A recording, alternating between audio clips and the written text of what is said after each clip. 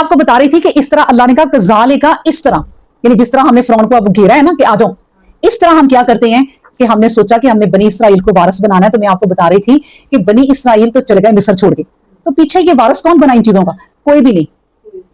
ये वो मट्टी हो गई होंगी चीजों, साला साल खत्म हो गई, या वल्लाहु आलम जो भी हुआ। लेकिन जो बनी इसराइल थे ना, वो आगे चल गए, उनको आगे ये चीजें मिलनी थी। इसी तरह के खजाने, इसी तरह की जन्नतें, इसी तरह के बाग बनी इसराइल को आगे मिलने थे। अब बनी इसराइल किस तरफ को गए हैं? ये फलस्तीन की तरफ। ये फलस्तीन ही सबका ठिकाना रहा है ना। दाऊद अलैहिस्सलाम से लेके उनसे भी आगे या पीछे कई पैगंबर जितने भी आए, याह्या, ईसा और भी, ये फलस्तीन ही उनका ठिकाना रहा कि जहां जिसको तबाह किया गया। अब अल्लाह अकबर। ठीक है, उसके बाद मैं आपको बताती हूं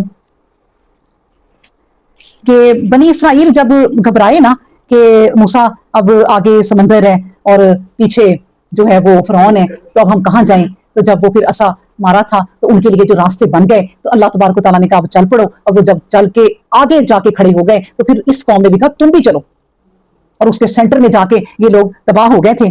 तो ये मैं बता रही हूँ कि एक मैं आपको ना हदीस भी सुनाती हूँ। इब्न अबी हातिम की हदीस में है कि नबी करीम सल्लम किसी अरबी के यहाँ ना मेहमान हुए, किसी अरबी के यहाँ, उसने आपकी बड़ी खातिर तवाज़ी की।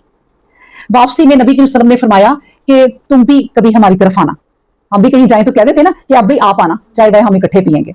तो बंदा कुछ दिनों बाद ना अरबी नबी करीम सल्लम के पास आ गया और नबी करीम सल्लम ने कहा कि हाँ भाई तुम्हें क्या चाहिए, क्या तुम्हारे लिए मंगवाया जाए?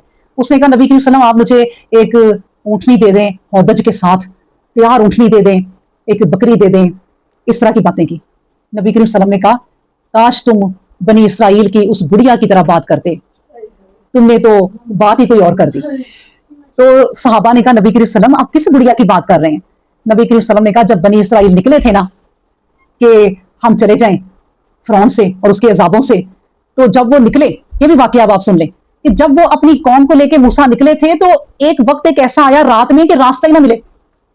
वो जिस तरफ जाए अंधेरा, वो किधर जाना है? आप पूरी कौम बेचे हैं, अब इतनी कौम को संभालना, कोई रास्ता ना मिले। अब मूसा अलैहिस्सलाम बड़े परेशान।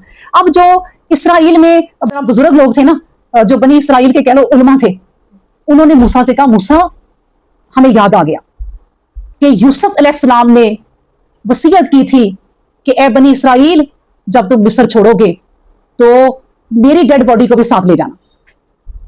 यानी उन्होंने कहा था कि मेरे ताबूत को भी निकाल लेना।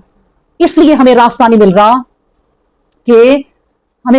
रहा कि हम यूसुफ अलैहिस्सलाम के ताबूत को साथ लेके जाना है। उन्होंने कहा अच्छा अब ये ताबूत कहाँ है? फिर चंद उलमा ने कहा कि एक बुढ़िया है जिसे पता है कि यूसुफ अलैहिस्सलाम का ताबूत है कहाँ। यूसुफ अलैहिस्सलाम का ताबूत साथ लेंगे तो रास्ता मिलना है। अब वो बुढ़िया को ढूंढा। अब इतनी बड़ी कौम में देखें बुढ़िया मिली। बुढ़िया ने कहा मूसा मैं बताऊंगी कि ताबूत कहाँ है, लेकिन मेरी एक शर्त है। उन्होंने कहा तुम बताओ अपनी शर्त। बस फिर अल्लाह से मांगो कि वो जन्नत में मुझे तुम्हारी साथी बना दे।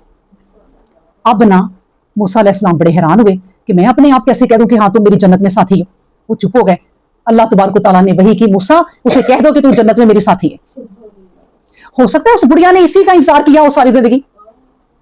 अब वो बुढ़िया लेकर गई, एक कुआं आया, उसे कहा इसमें से पानी निकालो। पानी निकालना शुरू किया, नीचे जमीन निकल आई, जमीन को खोदा तो हजरत यूसुफ अलैहिस्सलाम का ताबूत निकला। उसको निकाला और लेके चले बनी इसराइल, तो रास्ते रोशन हो गए, रास्ते नजर आना शुरू हो गए। फिर उन्हें वो रास्ता मिल गया। तो नबी करीम सल्लम ने कहा काश कि तुम उस बुढ़िया की तरह की बात करते मेरे से आके कि नबी करीम सल्लम मुझे अपना जन्नत में साथी बना ले। तुमने कहा मुझे एक ऊंट दे दे, मुझे एक बकरी दे दे। ये क्या दुनिया की चीजों के पीछे पागल हो गए हो तुम लोग। अल्लाह अकबर। इसलिए देखिए अल्लाह तबारक व तआला ने हमें इस कुरान में सिखा दिया कि मेरे बंदो दुनिया कैसे गुजारनी है।